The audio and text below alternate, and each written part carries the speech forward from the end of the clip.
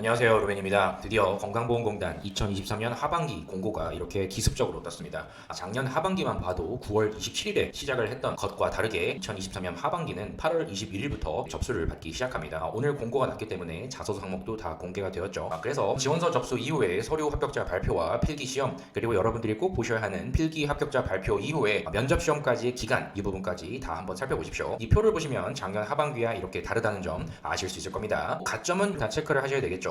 강원인재 5%, 모집 권역 1%, 공단 관련 경력자, 건보 청년 인턴 60일 이상자, 타 공공기관 청년 인턴 다 한번 체크를 하셔서 가점 받으시고요.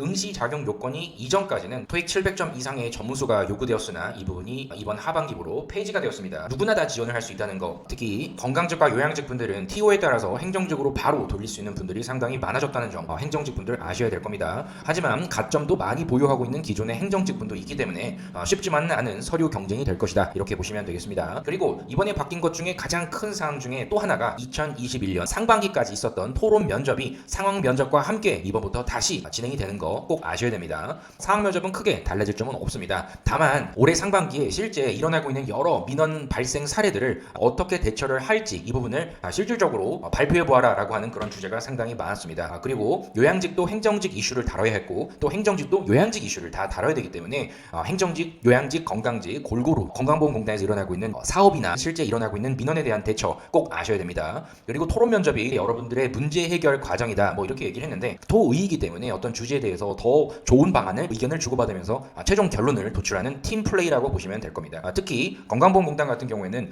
정말 토론 면접을 다들 잘 하거든요. 그러다 보니까 여러분들이 점수를 잃지 않는 연습을 또 해 나가셔야 될 겁니다. 그래서 부담이 많이 커졌죠. 최종 합격자의 이 동점자 선발 기준을 보게 되면 서류 심사가 가장 점수가 높고요. 그리고 BEI가 그 다음이고, 그 다음이 토론입니다. 상황 면접이 의외로 낮다는 점, 이 부분도 꼭 아셔서 여러분들 토론과 경험, 행동, 여러분들이 왜 건강보험공단에 가야만 하는지를 충분히 알고 있고, 그것에 따른 이런 과거의 직무 관련 사례들 각각 경험에 맞춰서 준비를 하셔야 됩니다.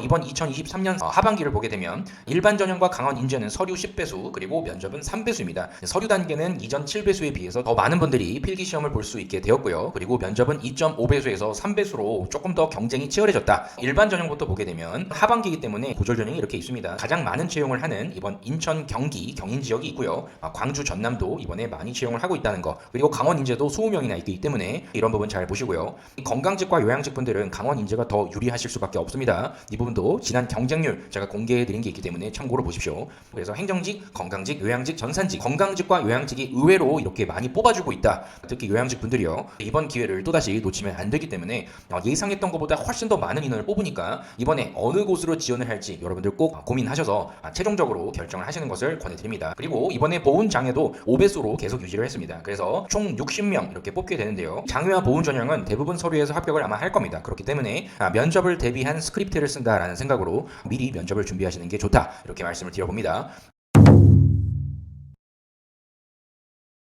이번 건보 하반기는 인재상 기준으로 상반기와 하반기를 이렇게 비교를 해보았을 때, 첫 번째는 국민을 위한 인재고요. 두 번째, 이 부분은 정직으로 신뢰받는 인재고요. 세 번째는 혁신을 추구하는 인재이기 때문에 뭔가 예상치 못했던 돌발 상황이나 또는 이런 아이디어 항상 나오는 부분 중에 하나입니다. 그리고 마지막, 가장 중요하다고 제가 항상 말씀을 드리는 전문성 있는 인재, 이 부분도 역시나 여러분들이 직무 전문성에 대한 정의를 반드시 내려야 할 겁니다. 일단 기본이 되어야 되는 부분은 경력, 경험, 기술서입니다. 그래서 경력 기술서의 1000바이트와 경험사항의 1000바이트를 각각 나는 어떤 내용을 쓸 것인가를 정확히 알고, 이전 조직에서 과연 내가 했던 업무는 무엇이고, 그 업무 내에서 내가 만든 주요 성과는 또 어떤 게 있으며, 그리고 이 부분을 가지고 건강보험공단에 가서 어떤 식으로 활용할 수 있을지, 이 부분을 항상 제가 같이 고려를 해야 된다라는 부분을 강조를 했는데요. 이번 하반기 건보 자소서 항목을 보게 되면 이 부분을 대놓고 묻는 자소서 항목이 상당히 많이 있다는 거 아실 수 있을 겁니다. 어차피 예시와 함께 제가 하나씩 다시 영상을 촬영하고 블로그에도 공개를 해 둘 겁니다. 그 이전에 빠르게 어떤 식으로 작성을 해야 하는지를 전체적인 틀 잡는 부분부터 한번 해 나가시는 것을 권해드립니다. 첫 번째는 타인의 어떤 니즈를 만족시키기 위해서 내가 맡았던 역할 그 이상으로 노력했던 경험입니다. 주어진 업무만 하는 게 아니라 그 이상의 것을 적극적으로 내가 나서서 했을 때 만들어낸 그 결과와 그렇게 행동을 했던 그 이유, 이 부분이 상당히 중요한데 역시나 공단 인재상의 1번입니다. 일단 공단 지원 직무가 하고 있는 일이 뭔지를 알고 있다. 뭔가 의도가 담겨 있어야 합니다. 그래서 이전 조직에서 만들어낸 나의 메인 성과부터 설정을 해야 된다. 특히 경력 기술서나 경험 기술서에 분명히 성과를 작성을 했을 겁니다. 그래서 이 부분을 세부적으로 경험 분해를 하시는 것을 저는 권해드리고요. 기대 이상의 결과를 만들어냈을 겁니다. 하지만 해당 성과를 만들어내기 위해서 어떤 계획을 수립을 했고 그 수행 과정이 어떤 부분이 있었는지를 구체적으로 작성을 하셔야 되기 때문에 내가 만들었던 그 당시의 계획이 성공 가능성이 높았다라는 부분도 확신이 있어야 되고요. 그리고 더 중요한 부분이 내가 주어진 것만 해도 충분한데 그 이상의 무언가를 내가 하고자 했던 그 이유가 무엇인지를 인재상과 일치하도록 작성을 하시는 게 상당히 중요합니다. 그래서 그로 인해서 만들었던 결과물 자체가 예상했던 것보다 더 좋은 결과가 나와야겠죠. 그렇기 때문에 이러한 적극성과 의지력 그리고 이러한 발전 가능성이 있는 내가 건강보험공단이라는 곳에 가서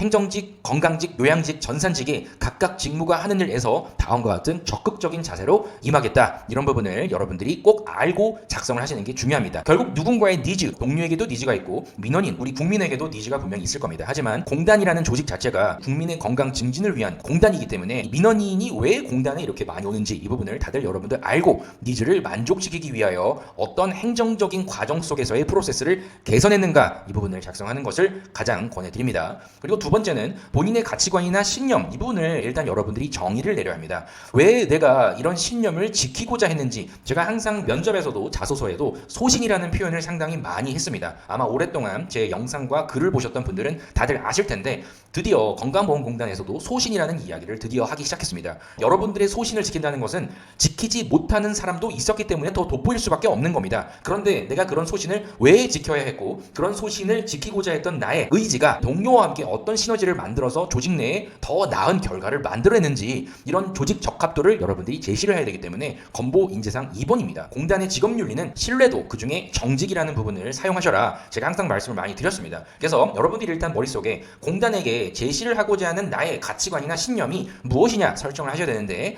신뢰도는 곧 정직입니다. 나의 마음가짐을 소신껏 수행했던 이런 관련 사례가 이렇게 필요한 겁니다. 이전 조직에서 내가 가지고 있는 그런 가치관과 이런 부분을 지키지 않는 반대되는 성향의 대상자가 이렇게 있어야 나의 가치관이 일단 상황 속에서 돋보입니다. 하지만 나만 잘 지켰다라는 부분을 해서는 안 된다. 제가 이따도 말씀을 드리겠습니다. 그래서 나의 가치관을 신념을 지켰던 소신 있는 행동 과정이 있어야 될 거고요. 그렇게까지 지키고자 했던 그 이유가 반드시 조직에 긍정적인 영향력을 끼치기 위한 나만의 사고를 제시하는 게 상당히 중요합니다. 그렇기 때문에 나와 가치관이 반하는 그런 대상자들을 설득을 하고 함께 지킬 수 있도록 나와 같은 신념과 가치관을 같이 가질 수 있도록 최대한 노력을 하셔야 되는데 당연히 그런 점들이 어려울 수밖에 없거든요. 그래서 여러분들이 과연 이런 어려운 상황을 어떤 식으로 그 대상자들을 설득하고 함께 이런 나의 소신을 다른 사람도 다 지킬 수 있도록 했는지 그런 점들이 대인 관계 상에서도 중요하겠지만 업무적으로 과연 이런 부분이 어떠한 긍정적인 부분을 나는 만들고자 유도를 했는가 이 부분이 꼭 여러분들이 담아야만 하는 내용일 겁니다. 그래서 나의 소신으로 만든 조직 내에 어떠한 변화를 제시를 하는 게 중요한데 그 핵심은 조직 중심의 사고를 가지고 있다라는 부분을 꼭 강조를 해주십시오.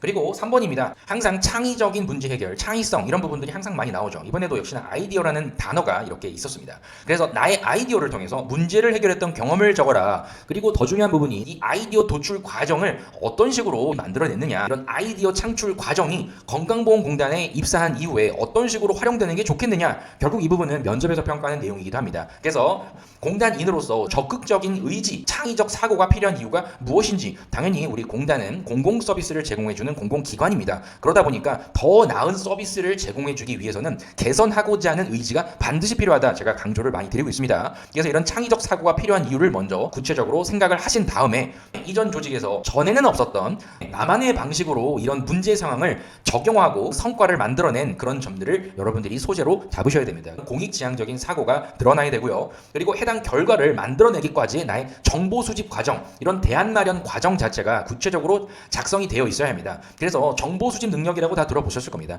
한 번에 내가 다른 사람에게 이야기를 했을 때 객관적이고 신빙성이 있고 설득력이 있고 논리력이 있으려면 이런 아이디어 도출 과정에 있어서 나의 어떤 정보 수집 과정은 반드시 필요합니다. 무엇을 이렇게 수집을 했는가가 중요하겠죠. 결국 전에 없었던 결과를 만들어낼 수 있었다. 이런 논리로 가시면 될 겁니다. 그래서 상대방의 의사 결정을 최대한 바로 판단할 수 있도록 나의 아이디어를 상대방 기준에서도 또 조직 중심으로도 생각하는 모습을 제시하는 게 중요합니다. 이런 나의 문제 해결 능력 자체가 입사 후에 업무 개선을 하고자 하는 나의 계획으로 뻗어나가는 것을 더 권해드리며, 아까도 제가 강조드렸듯이 공공서비스의 품질 향상이 곧 국민에게 이로운 과정을 만들어낼 수 있는 공단에게 중요하다. 그래서 꼭 건보의 서비스 품질 향상 방안도 생각해보시고 언급해 두시는 것을 권해드립니다. 나중에 면접에서 말씀을 하셔야 되는 내용 중에 하나예요. 그리고 마지막 전문성이 나왔습니다. 지원 분야에서 가장 중요하다고 생각하는 역량이 무엇인지부터 정의를 내리시는 게 중요합니다. 그런 역량이 공단에 왜 필요한가라는 부분까지도 먼저 생각을 구체적으로 해두시는 것을 반드시 권해드리고요. 그리고 이런 해당 역량을 강화하기 위해서 나는 어떠한 노력을 했는가, 과거에서부터 현재 어떤 학습 지식도 좋고요. 여러분들의 이력과 경험을 통해서 알게 된 지식도 다 지식 중에 하나입니다. 그리고 사람을 응대하는 기술, 추진력, 홍보 능력, 기획력 등등의 여러 기술력들이 또 있을 거란 말이에요. 그래서 여러분들이 자신 있게 제시할 수 있는 전문성이라는 부분을 반드시 생각하시고 자소서를 쓰셔야 합니다. 아무리 어려워도 나는 이렇게 해냈다라는 부분을 강조를 하시는 것을 권해드려요. 그래서 이런 부분이 결국에는 공단은 민원 업무가 상당히 많을 텐데, 내가 지원한 그 직무 내에서 발생할 민원은 어떤 게 있는지를 알고 있고, 그리고 찾아오시는 민원인의 성향도 분명히 알고 있기 때문에 이런 고충을 처리하는 과정 속에서 나는 이런 나의 전문성을 가지고 다음과 같이 해결할 수 있다, 그런 내용으로 이어지면 됩니다. 해당 상황 속에서 나는 나의 역량을 어떻게 펼칠 것입니다 라는 부분을 나의 핵심 역량 활용도라고 제가 이렇게 적어놨습니다. 그래서 과연 여러분들이 중요하다고 생각하는 그 나만의 핵심 역량을 그동안 노력해서 쌓았던 나의 이런 지식과 기술과 이런 태도를 어떤 식으로 공단에 갔을 때 직무 내에 녹여낼 것인가 라는 부분을 공단 지원 포부로 마무리하시게 되면 이 4번이 나의 자기소개이자 지원 동기가 될 겁니다. 나중에 또 면접에서 말씀을 또 드릴 거예요. 그래서 4번도 이전에 작성을 하셨던 분들이라고 하면 조금만 손을 보셔도 충분히 잘 쓸 수가 있습니다. 그래서 이런 자소서 항목을 총 4가지를 이렇게 쭉 알아보았으니까요.